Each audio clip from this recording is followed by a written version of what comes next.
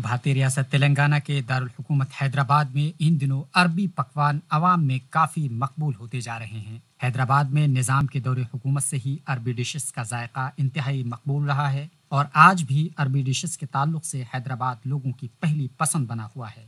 جہاں ایک طرف حیدرآبادی بریانی اپنے ذائقے کے لحاظ سے لوگوں کو اپنی طرف راغب کرتی ہے، تو وہیں دوسری جانب عربی کھانے مثلاً مندی، خوبصا، لحم مندی وغیرہ جیسے لذیذ ڈشز بھی لوگوں کی پہلی پسند میں شامل ہیں۔ حیدرآبادی بریانی کا ذائقہ اپنی جگہ ہے، لیکن عربی مندی کھانے کے لیے لوگ دور دراز سے حیدرآباد کا رخ کرتے ہیں۔ عربی مندی ایک یمنی ڈش ہے جسے تیار کرنے میں کافی محنت اور وقت درکار ہے۔ عربی کھانوں کی مقبولیت کا اندازہ اس بات سے بھی لگایا جا سکتا ہے کہ حیدرآبادی تقریبات میں بھی عربی ڈشز کا استعمال دیکھا جا رہا ہے، اور خاص بات یہ ہے کہ عربی لوگوں کا گہوارہ کہے جانے والے علاقے بارکس میں اس کے ہوٹلز جا بجا نظر آ رہے ہیں۔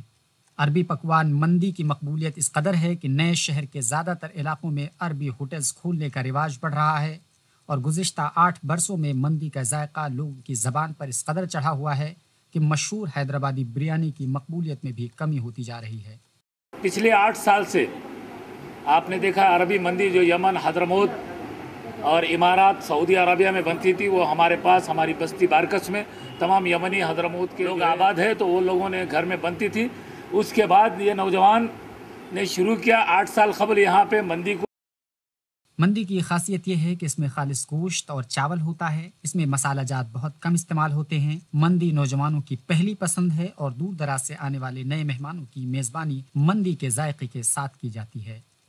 گھر کو بھی کبھی مہمان آئے تو بنا کے لے جاتے ہیں گلا میں۔ بالکل، فیملی کو بھی لے کے آیا، ہمیں گھر کو بھی لے کے آئے، کھلاتے رہتے ہیں۔